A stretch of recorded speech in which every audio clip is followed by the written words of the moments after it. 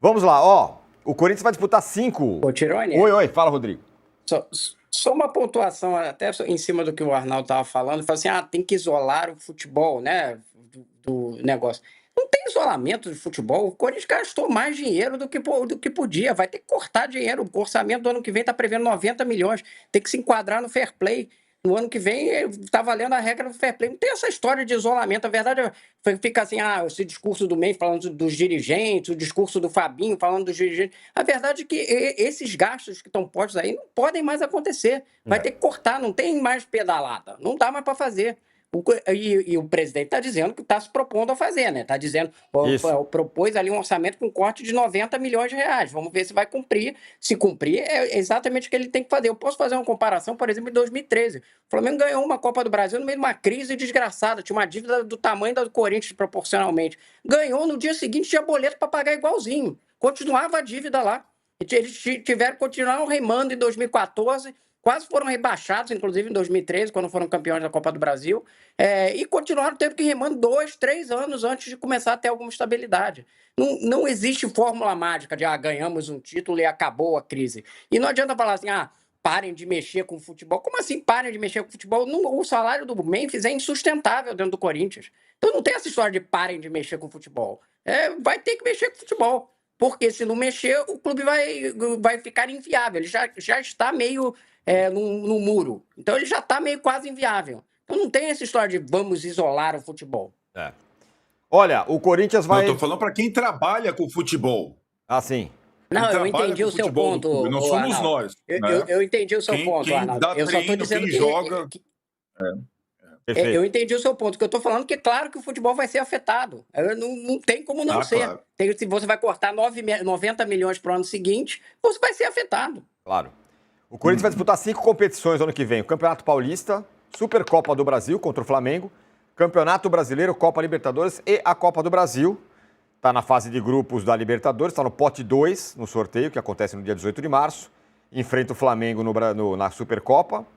E a final da Supercopa está entre Manaus e Brasília, na disputa aí, para ser o palco da Supercopa. Muita gente defende que seja Brasília, seja o palco de sempre. Eu acho que Brasília vai virar nosso Wembley, assim. E que tal? Você tem alguma preferência, não? Não. Eu acho que, assim, tem que ser... Ainda mais que você vai ter que definir no começo do ano e, enfim, na Copa do Brasil também, a final única.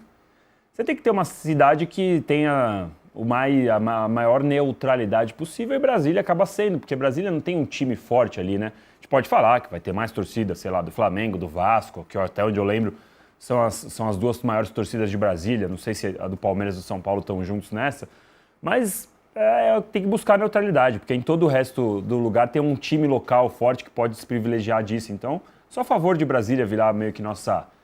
Eu sei que o Wembley é um estádio, não é uma cidade, né? Mas vocês entendem a comparação. Que tal? Gosta de Brasília para sempre ou prefere Manaus ou palco itinerante? O que você acha, hein, o Arnaldo? Brasília, com aquele estádio gigante, meio elefante branco lá, poderia servir para essas situações. O estádio é gigante, né? E acho que seria um bom local, sim. E agora a questão é que esse jogo, que passou a ser charmoso, interessante, como uma espécie de abertura de temporada, com esse calendário maluco, o Corinthians acabou de sair de férias, fica aqui... Quando que vai ser o jogo? Vai ser mesmo no dia 24? Não vai ser no dia 24? Vai ser em fevereiro? Vai ser em março? Então, não abre mais temporada alguma, né? O jogo que tinha essa conotação de abertura da temporada, ele vai ficando cada vez mais para frente, né? 24 de janeiro, se for a essa data, já vai ter 3, 4 rodadas do Campeonato Paulista, que, aliás, vai ser um problema para o Corinthians encaixar no calendário. Eu estava vendo, né, essas coisas, o calendário parece contemplar qualquer coisa. Aí você vê, o Botafogo vai ter que jogar em Potosí. O Corinthians saiu agora de férias, tem a Supercopa. De novo, não vai caber tudo do calendário brasileiro. De novo, não vai caber tudo. Verdade. Calma, tem a chegada da Copa ainda, Arnaldo. Você vai ver, é jogador convocado que vai ter que se apresentar antes. Vai ter aí tudo isso. a Copa começa sábado, vai ter jogo do Brasileirão na sexta. Isso, vai ter coisa pra caramba. Olha, façam como o Roberto Amerio Júnior e mandem suas mensagens pra gente, hein?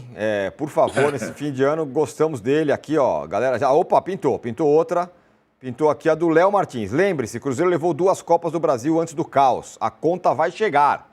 Diz ele, o Léo Martins, lembrando da cruzeirada. Essa questão do fair play, ela pode ser dura, né, para um torcedor e de repente ver, putz, vai ter que cortar na carne e tal, mas ela pode evitar cruzeiradas se o clube cumprir. A ideia do fair play é justamente essa, né? Não é só manter ali a regularidade entre, aliás, a economia boa para você ter um campeonato justo entre os times. É também evitar que times façam como o Cruzeiro. Então, o ano que vem, o Corinthians sendo obrigado a cumprir as metas do fair play é uma boa notícia para o torcedor corintiano. E evita o pior, pode evitar o pior, né? Não necessariamente vai evitar.